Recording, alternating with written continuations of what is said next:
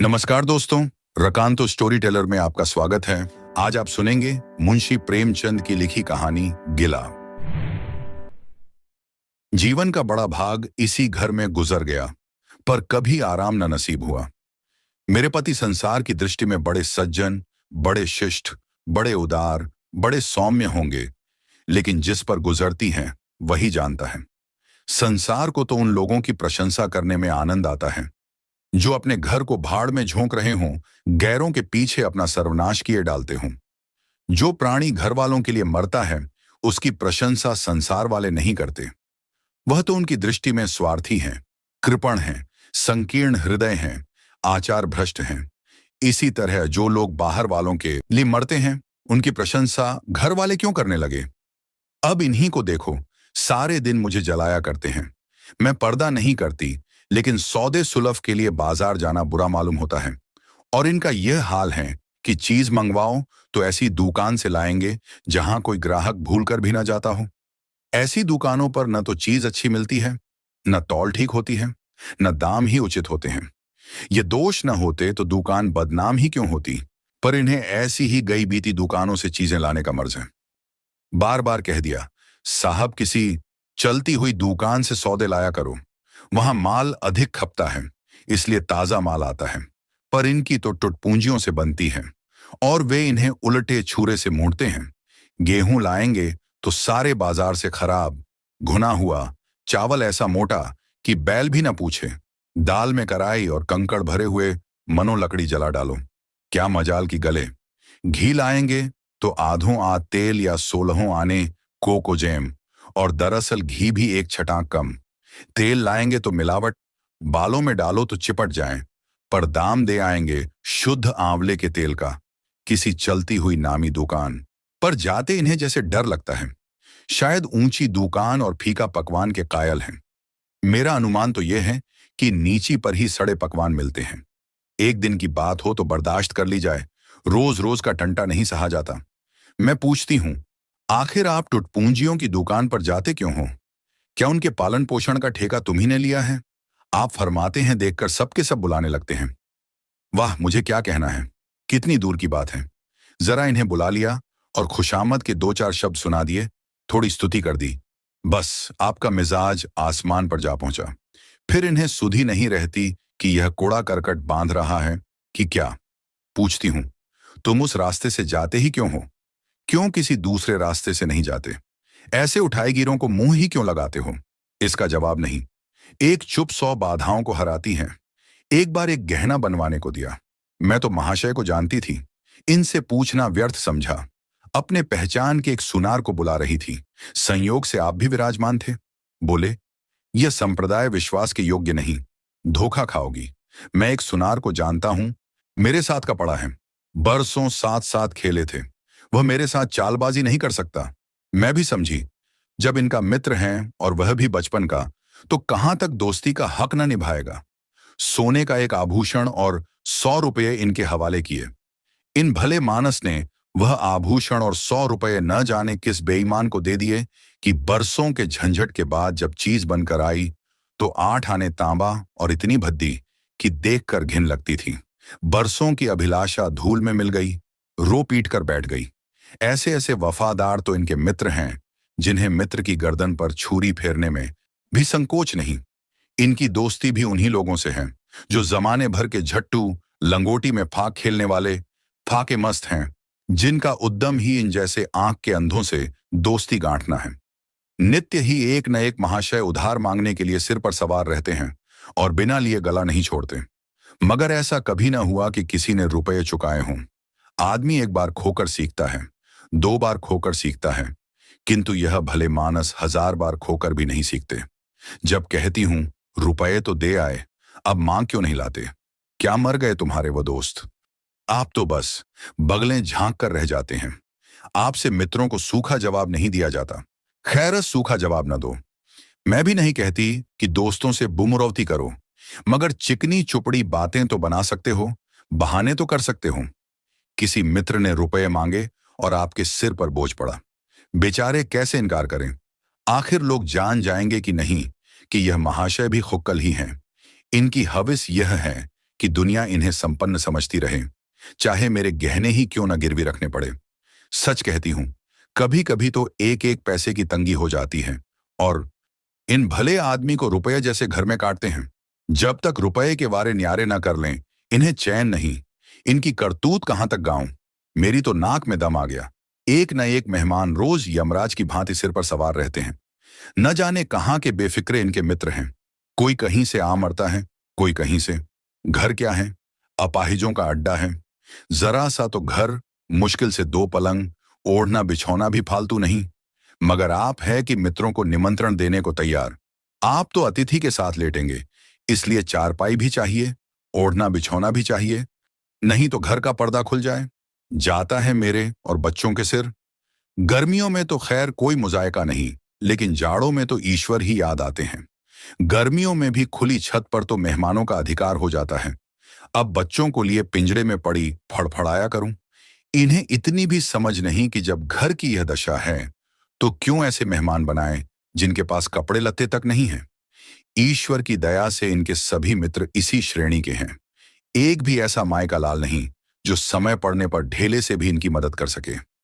2 बार महाशय को इनका अत्यंत कटु अनुभव हो चुका है, मगर जड़ भरत ने जैसे आंखें न खोलने की कसम खा ली है।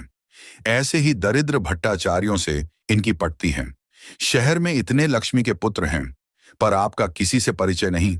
उनके पास जाते इनकी आत्मा दुखती है। दोस्ती गांठेंगे ऐसों से जिनके घर में खाने का ठिकाना नहीं। एक बार हमारा कहार छोड़कर चला गया और कई दिन कोई दूसरा कहार न मिला। किसी चतुर और कुशल कहार की तलाश में थी, किंतु आपको जल्द से जल्द कोई आदमी रख लेने की धुन सवार हो गई। घर के सारे काम पूर्ववत चल रहे थे, पर आपको मालूम हो रहा था कि गाड़ी रुकी है। मेरा झूठे बर्तन मांजना और अपना साग भाजी के लिए बाजार जाना इनके लिए असह्य हो उठा। एक दिन जाने कहां से एक बागड़ू को पकड़ लाए। उसकी सूरत कहे देती थी कोई जांगलू है, मगर आपने उसका ऐसा बखान किया कि क्या कहूं। बड़ा होशियार है, बड़ी आज्ञाकारी, परले सिरे का मेहनती, गजब की सलीकेदार और बहुत ही ईमानदार। खैर मैंने रख लिया। मैं बार बार क्यों इनकी बातों में आ जाती हूं, इसका मुझे स्वयं आश्चर्य है। यह आदमी केवल रूप से आदमी था। आदमियत के और कोई लक्षण उसमें न थे। किसी काम की तमीज नहीं। बेईमान न था, पर गधा था अव्वल दर्जे का। बेईमान होता तो कम से कम तस्कीन तो होती कि खुद खा जाता है। अभागा दुकानदारों के हाथों लुट जाता था। 10 तक की गिनती उसे न आती थी। 1 रुपया देकर बाजार भेजूं तो संध्या तक हिसाब न समझा सके। क्रोध पी पी कर रह जाती थी। रक्त खौलने लगता था कि दुष्ट के कान उखाड़ लूं। मगर इन महाशय को उसे कभी कुछ कहते नहीं देखा। डांटना तो दूर की बात है। मैं तो बच्चों का खून पी जाती, लेकिन इन्हें जरा भी गम नहीं। जब मेरे डांटने पर धोती छांटने जाता भी तो आप उसे समीप न आने देते। बस उनके दोषों को गुण बनाकर दिखाया करते थे। मूर्ख को झाड़ू लगाने की तमीज न थी। मर्दाना कमरा ही तो सारे घर में ढंग का कमरा है। उसमें झाड़ू लगाता तो इधर की चीज उधर, ऊपर की चीज नीचे, मानो कमरे में भूकंप आ गया हो। और गर्द का यह हाल कि सांस लेना कठिन, पर आप शांतिपूर्वक कमरे में बैठे हैं जैसे कोई बात ही नहीं। एक दिन मैंने उसे खूब डांटा, कल से ठीक ठीक झाड़ू न लगाया तो कान पकड़कर निकाल दूंगी। सवेरे सोकर उठी तो देखती हूं कमरे में झाड़ू लगी हुई है और हर एक चीज करीने से रखी हुई है। गर्द गुब्बार का नाम नहीं। मैं चकित होकर देखने लगी। आप हंसकर बोले, देखती क्या हो, आज घूरे ने बड़े सवेरे उठकर झाड़ू लगाई है। मैंने समझा दिया। तुम ढंग से बताती नहीं, उलटे डांटने लगती हो। मैंने समझा। खैर, दुष्ट ने कम से कम एक काम तो सलीके से किया। अब रोज कमरा साफ सुथरा मिलता। घूरे मेरी दृष्टि में विश्वासी बनने लगा। संयोग की बात, एक दिन जरा मामूल से उठ बैठी और कमरे में आई तो क्या देखती हूं कि घूरे द्वार पर खड़ा है और आप तन मन से कमरे में झाड़ू लगा रहे हैं। मेरी आंखों में खून उतर आया। उनके हाथ से झाड़ू छीनकर घूरे के सिर पर जमा दी। हरामखोर को उसी दम निकाल बाहर किया। आप फरमाने लगे, उसका महीना तो चुका दो। वाह हरी समझ, एक तो काम न करे, उस पर आंखें दिखाए, उस पर पूरी मजूरी भी चुका दूं। मैंने एक कौड़ी भी न दी। एक कुर्ता दिया था, वह भी छीन लिया। इस पर जड़ भरत महोदय मुझसे कई दिन रूठे रहे। घर छोड़कर भागे जाते थे। बड़ी मुश्किलों से रुके। ऐसे ऐसे भोंदू भी संसार में पड़े हुए हैं। मैं न होती तो शायद अब तक इन्हें किसी न बाजार में बेच लिया होता। एक दिन मेहतर ने उतारे कपड़ों का सवाल किया। इस बेकारी के जमाने में फालतू कपड़े तो शायद पुलिस वालों या रईसों के घर में हो। मेरे घर में तो जरूरी कपड़े भी काफी नहीं। आपका वस्त्रालय एक बक्ची में आ जाएगा, जो डाक पार्सल से कहीं भेजा जा सकता है। फिर इस साल झाड़ों के कपड़े बनवाने की नौबत ना आई। पैसे नजर नहीं आते, कपड़े कहां से बने? मैंने मेहतर को साफ जवाब दे दिया। कड़ाके का जाड़ा पड़ रहा था, इसका अनुभव मुझे कम न था। गरीबों पर क्या बीत रही है, इसका मुझे ज्ञान था, लेकिन मेरे या आपके पास खेत के सिवा इसका और क्या इलाज है? जब तक समाज का यह संगठन रहेगा, ऐसी शिकायतें पैदा होती रहेगी। जब एक एक अमीर और रईस के पास एक एक मालगाड़ी कपड़ों से भरी हुई है, तब फिर निर्धनों को क्यों न नग्नता का कष्ट उठाना पड़े। खैर, मैंने तो मेहतर को जवाब दे दिया। आपने क्या किया कि अपना कोट उठाकर उसकी भेंट कर दिया? मेरी देह में आग लग गई। मैं इतनी दानशीन नहीं हूं कि दूसरों को खिलाकर आप सो रहूं। देवता के पास यही एक कोट था, आपको इसकी जरा भी चिंता ना हुई कि पहनेंगे क्या? यश के लोभ ने जैसे बुद्धि ही हर ली। मेहतर ने सलाम किया, दुआएं दी और अपनी राह ली। आप कई दिन सर्दी से ठिठुरते रहे, प्रातःकाल घूमने जाया करते थे, वह बंद हो गया। ईश्वर ने उन्हें हृदय भी एक विचित्र प्रकार का दिया है। फटे पुराने कपड़े पहनते आपको जरा भी संकोच नहीं होता। मैं तो मारे लाज के गड़ जाती हूं, पर आपको जरा भी फिक्र नहीं। कोई हंसता है तो हंसे आपकी बला से। अंत में जब मुंह से देखा न गया तो एक कोट बनवा दिया। जी तो जलता था कि खूब सर्दी खाने दूं, पर डरी कि कहीं बीमार पड़ जाए तो और बुरा हो। आखिर काम तो इन्हीं को करना है। महाशय दिल में समझते होंगे मैं कितना विनीत, कितना परोपकारी हूं। शायद इन्हें इन बातों का गर्व हो। मैं इन्हें परोपकारी नहीं समझती, न विनीत ही समझती हूं। यह जड़ता है, सीधी सादी निरीहता। जिस मेहतर को आपने अपना कोट दिया, उसे मैंने कई बार रात को शराब के नशे में मस्त झूमते देखा है और आपको दिखा भी दिया है। तो फिर दूसरों की विवेकहीनता की प्रोति हम क्यों करें? अगर आप विनीत और परोपकारी होते तो घर वालों के प्रति भी तो आपके मन में कुछ उदारता होती, या सारी उदारता बाहर वालों के लिए सुरक्षित है? घर वालों को उसका अल्पांश भी न मिलना चाहिए? मेरी इतनी अवस्था बीत गई, पर इस भले आदमी ने कभी अपने हाथ से मुझे एक उपहार भी न दिया। बेशक मैं जो चीज बाजार से मंगवाऊं, उसे लाने में इन्हें जरा भी आपत्ति नहीं, बिल्कुल उज्र नहीं, मगर रुपये मैं दे दूं, ये शर्त है। इन्हें खुद कभी यह उमंग नहीं होती। ये मैं मानती हूं कि बेचारे अपने लिए भी कुछ नहीं लाते। मैं जो कुछ मंगवा दूं, उसी पर संतुष्ट हो जाते हैं, मगर आखिर आदमी कभी कभी शौक की चीजें चाहता ही है। अन्य पुरुषों को देखती हूं, स्त्री के लिए गहने, भांति भांति के कपड़े, शौक श्रृंगार की वस्तुएं लाते रहते हैं। यहां व्यवहार का निषेध है। बच्चों के लिए भी मिठाइयां, खिलौने, बाजे शायद जीवन में एक बार भी न लाए हों। शपथ सी खाली है। इसलिए मैं इन्हें कृपण कहूंगी, अरसिक कहूंगी, हृदय शून्य कहूंगी। उदार पूछा जाता है। बेचारे जी तोड़कर काम करते हैं। कोई बड़ा कठिन काम आ जाता है तो इन्हीं के सिर मढ़ा जाता है। इन्हें जरा भी आपत्ति नहीं। दफ्तर में इन्हें घिस्सू पिस्सू आदि उपाधियां मिली हैं, मगर पड़ाव कितना ही बड़ा मारे, इनके भाग्य में वही सूखी घास लिखी है। यह विनय नहीं है, स्वाधीन मनोभ भी नहीं है।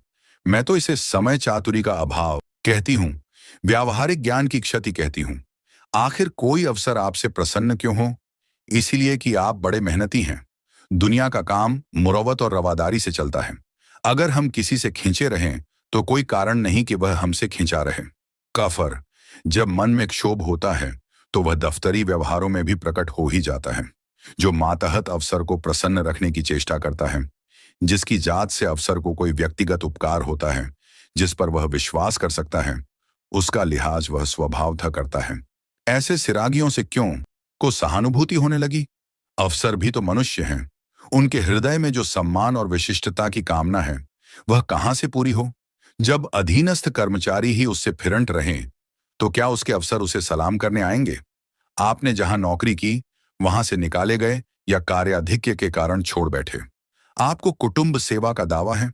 आपके कई भाई भतीजे होते हैं, वह कभी इनकी बात भी नहीं पूछते। आप बराबर उनका मुंह ताकते रहते हैं। इनके एक भाई साहब आजकल तहसीलदार हैं। घर की मिल्कियत उन्हीं की निगरानी में है। वह ठाठ से रहते हैं। मोटर रख ली है, कई नौकर चाकर हैं, मगर यहां भूल से भी पत्र नहीं लिखते। एक बार हमें रुपये की बड़ी तंगी हुई। मैंने कहा, अपने भ्राता जी से क्यों नहीं मांग लेते? कहने लगे, उन्हें क्यों चिंता में डालूं? उनका भी तो अपना खर्च है, कौन सी बचत हो जाती होगी। जब बहुत मजबूर किया तो आपने पत्र लिखा। मालूम नहीं पत्र में क्या लिखा। पत्र लिखा या मुझे चकमा दे दिया, पर रुपए ना आने थे ना आए। कई दिनों के बाद मैंने पूछा, कुछ जवाब आया श्रीमान के भाई साहब के दरबार से? आपने रुष्ट होकर कहा, अभी केवल 1 सप्ताह तो खत पहुंचे हुए, क्या जवाब आ सकता है? 1 सप्ताह और गुजरा मगर जवाब नदारद। अब आपका यह हाल है कि मुझे कुछ बातचीत करने का अवसर ही नहीं देते। इतने प्रसन्न चित्त नजर आते हैं कि क्या कहूं। बाहर से आते हैं तो खुश खुश, कोई ना कोई शिगुफा लिए।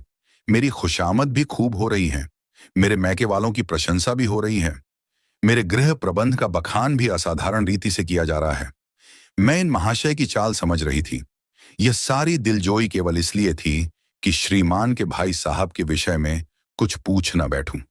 सारे राजनीतिक, आर्थिक, सामाजिक, आचारिक प्रश्नों की मुझसे व्याख्या की जाती थी, इतने विस्तार और गवेषणा के साथ कि विशेषज्ञ भी लोहा मान जाए, केवल इसलिए कि मुझे प्रसंग उठाने का अवसर न मिले।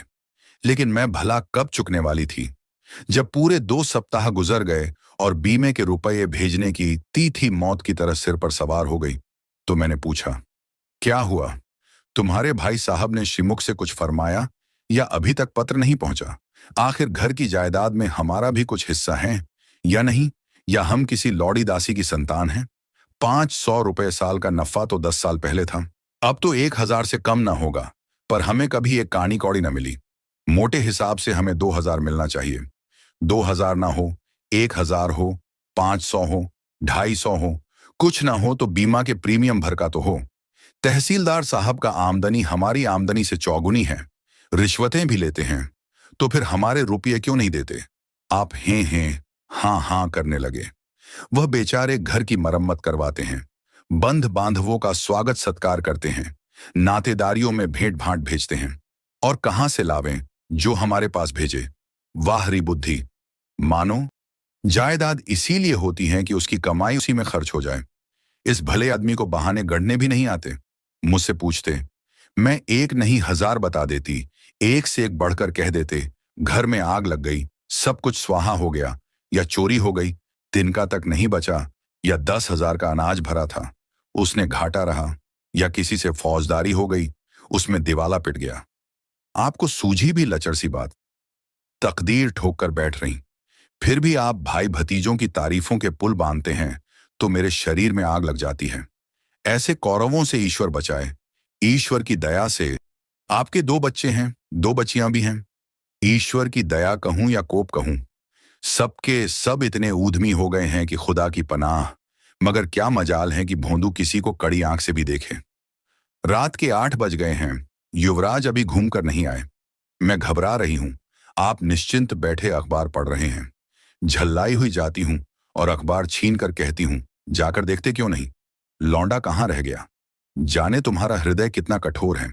ईश्वर ने तुम्हें संतान ही न जाने क्यों दे दी। पिता का पुत्र के साथ कुछ तो धर्म है, तब आप भी गर्म हो। जाते हैं, अभी तक नहीं आया। बड़ा शैतान है। आज बच्चा आता है तो कान उखाड़ लेता हूं, मारे हंटरों के खाल उधेड़ कर रख दूंगा। यूं बिगड़कर तैश के साथ आप उसे खोजने निकलते हैं। संयोग की बात, आप उधर जाते हैं, इधर लड़का आ जाता है। मैं पूछती हूं, तू किधर से आ गया? तुझे ढूंढने गए हुए हैं। देखना आज कैसी मरम्मत होती है। यह आदत छूट जाएगी। दांत पीस रहे थे, आते ही होंगे। छड़ी भी उनके हाथ में है। तुम इतने अपने मन के हो गए हो कि बात नहीं सुनते। आज आटे दाल का भाव मालूम होगा। लड़का सहम जाता है और लैंप जलाकर पढ़ने बैठ जाता है। महाशय जी 2-2.5 घंटे के बाद लौटते हैं। हैरान, परेशान और बदहवास होगा। घर में पांव रखते ही पूछते हैं, आया कि नहीं? मैं उनका क्रोध उत्तेजित करने के विचार से कहती हूं, आकर बैठा तो है, जाकर पूछते क्यों नहीं? पूछकर हार गई। कहां गया था? कुछ बोलता ही नहीं। आप गरज कर कहते हैं, मन्नू यहां आओ। लड़का थर थर कांपता हुआ आकर आंगन में खड़ा हो जाता है। दोनों बच्चियां घर में छिप जाती हैं कि कोई बड़ा भयंकर कांड होने वाला है। छोटा बच्चा खिड़की से चूहे की तरह झांक रहा है। आप क्रोध से बौखलाए हुए हैं। हाथ में छड़ी है ही। मैं भी यह क्रोधोन्मत्त आकृति देखकर पछताने लगती हूं कि कहां से शिकायत की। आप लड़के के पास जाते हैं, मगर छड़ी जमाने के बदले आहिस्ते से उसे कंधे पर हाथ रखकर बनावटी क्रोध से कहते हैं, तुम कहां गए थे जी? मना किया जाता है, मानते नहीं हो। खबरदार, जो अब कभी इतनी देर होगी। आदमी शाम को अपने घर चला आता है या मटर गश्ती करता है। मैं समझ रही हूं कि यह भूमिका है। विषय अब आएगा। भूमिका तो बुरी नहीं, लेकिन यहां तो मिका परिथी हो जाती है। बस आपका क्रोध शांत हुआ, बिल्कुल जैसे क्वार का घटा घेर घार हुआ। काले बादल आए, गड़गड़ाहट हुई और गिरी क्या, 4 बूंदें। लड़का अपने कमरे में चला जाता है और शायद खुशी से नाचने लगता है। मैं पराभूत हो जाती हूं। तुम तो जैसे डर गए। भला 2-4 तमाचे तो लगाए होते। इसी तरह लड़के शेर हो जाते हैं। आप फरमाते हैं, तुमने सुना नहीं? मैंने कितने जोर से डांटा। बच्चों की जान ही निकल गई होगी। देख लेना जो फिर कभी देर से आए। तुमने डांटा तो नहीं, हाँ आंसू पोंछ दिए। तुमने मेरी डांट सुनी नहीं? क्या कहना है आपकी डांट का? लोगों के कान बहरे हो गए। लाओ, तुम्हारा गला सहला दूं। आपने एक नया सिद्धांत निकाला है कि दंड देने से लड़के खराब हो जाते हैं। आपके विचार से लड़कों को आजाद रहना चाहिए। उन पर किसी तरह का बंधन, शासन या दबाव न होना चाहिए। आपके मत से शासन बालकों के मानसिक विकास में बाधक होता है। इसी का यह फल है कि लड़के बिना नकेल के ऊंट बने हुए हैं। कोई 1 मिनट भी किताब खोलकर नहीं बैठता। कभी गुल्ली डंडा है, कभी गोलियां, कभी कनकौवे। श्रीमान भी लड़कों के साथ खेलते हैं। 40 की उम्र और लड़कपन इतना। मेरे पिताजी के सामने मजाल थी कि कोई लड़का कनकौवा उड़ा ले या गुल्ली डंडा खेल सके। खून ही पी जाते। प्रातःकाल से लड़कों को लेकर बैठ जाते थे। स्कूल से ज्यों ही लड़के आते, फिर से ले बैठते थे। बस संध्या समय आध घंटे की छुट्टी देते थे। रात को फिर जोत देते। यह नहीं कि आप तो अखबार पढ़ा करें और लड़के गली गली भटकते फिरें। कभी कभी आप सींग काटकर बछड़े बन जाते हैं। लड़कों के साथ ताश खेलने बैठा करते हैं। ऐसे बाप का भला लड़कों पर क्या रौब हो सकता है? पिताजी के सामने मेरे भाई सीधे ताक नहीं सकते थे।